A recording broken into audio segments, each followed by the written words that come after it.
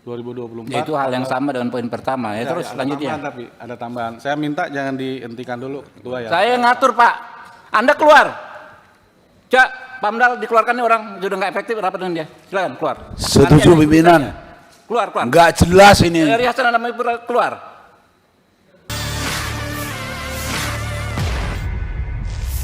Debat panas, Habibur Rahman murka usir pengembang perumahan saat sidang buntut polemik Musala Bekasi. Ketua Komisi 3 DPR RI, Habibur Rahman, mengusir perwakilan pengembang dari Direksi PT Hasana Damai Putra, HDP, dalam rapat terkait penolakan akses musala dan polemik sertifikat hak milik, SHM, tanah. Insiden itu terjadi saat rapat berlangsung di Kompleks Parlemen dan membahas keluhan warga mengenai akses pembangunan rumah ibadah, Kamis 26 Februari. Habibur Rahman menilai pihak pengembang hanya mengulang-ulang penjelasan tanpa memberikan solusi konkret atas persoalan yang dipersoalkan. Ia kemudian meminta petugas pengamanan dalam untuk mengeluarkan perwakilan perusahaan dari ruang rapat karena dianggap tidak kooperatif.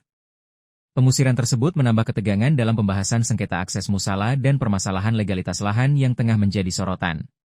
Jadi saya meluruskan pernyataan teman kami ya, bahwa kami tidak pernah menolak keputusan rekomendasi, keputusan hasil RDPU ya. Tapi tidak melaksanakan gitu loh. Keputusan tersebut sampai saat ini belum bisa dijalankan karena ada kendala. Kendalanya ini nanti kita bisa sampaikan dalam pertemuan ini. Nah, sebelum melanjutkan itu, Pak Ketua ya, ini kan forum rapat dengar pendapat ya. Kita semua dimintai pendapatnya untuk mengambil keputusan agar masalah yang ada bisa diselesaikan secara objektif dan jernih. Anda selesai ya Pak, di Undang-Undang MD3, saya nih, Ketua Komisi 3, pimpinan Komisi 3 memimpin rapat, mengatur lalu lintas jalannya persidangan. Ya, jadi kalau saya sampaikan, Bapak jawab yang menjadi pertanyaan tadi, Bapak jawab saja Pak, jangan di luar topik itu Pak. Ya, saya sudah jawab ya. Ya apa kendalanya apa? Saya sampaikan kendalanya. Yang pertama ya, adanya sebagian besar warga klaster menolak pembukaan tembok dan menyatakan akan menuntut HDP secara hukum jika melakukan pembukaan tembok klaster atau mengizinkan pihak lain membuka tembok klaster. Satu. Yang kedua, pernyataan penolakan tuntutan secara hukum dari warga tersebut disampaikan secara tertulis kepada HDP melalui surat tertanggal 12 Oktober 2024. Itu hal yang sama dengan poin pertama ya. Terus selanjutnya. Tapi ada tambahan. Saya minta jangan dihentikan dulu, Ketua ya. Saya ngatur Pak. Anda keluar. Cak, Pamdal dikeluarkan nih orang sudah nggak efektif rapat dengan dia. Silakan keluar. Setuju pimpinan. Keluar. Nggak jelas ini. Dari Hasan namanya keluar. Anda udah diingatkan ketiga kali. Mungkin nggak beragama dia nih kali. Nah, dikeluarkan Pamdal, panggil Pamdal dikeluarkan nih. Ini menghalangi pembangunan musola tadi.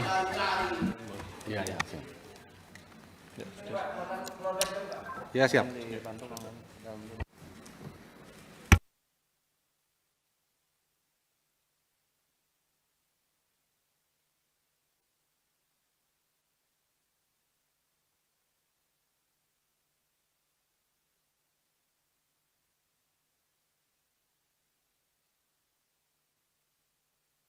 Ya pelan-pelan keluar.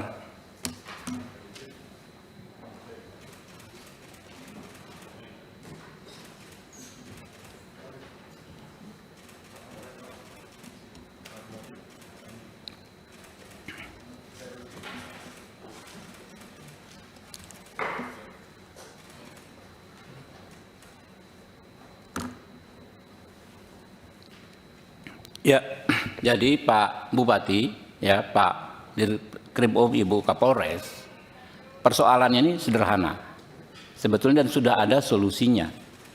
Tinggal dikasih pagar melingkupi semua musola atau dikasih pintu pembukaan ke musola.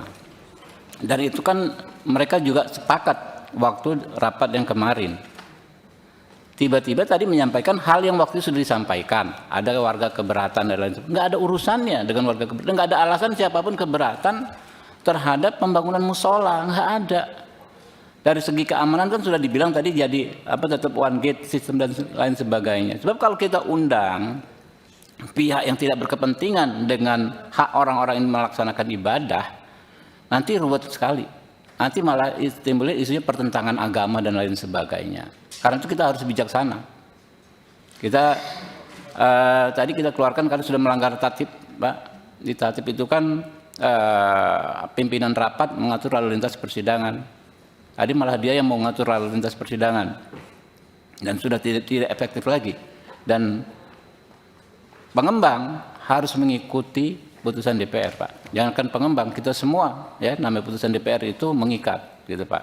Ya tinggal pelaksanaannya seperti apa, ya. Dan kalau ada pihak-pihak yang menghalangi, ya, pelaksanaan putusan DPR dan menghalangi orang-orang untuk beribadah, itu kan ada konsekuensi hukumnya.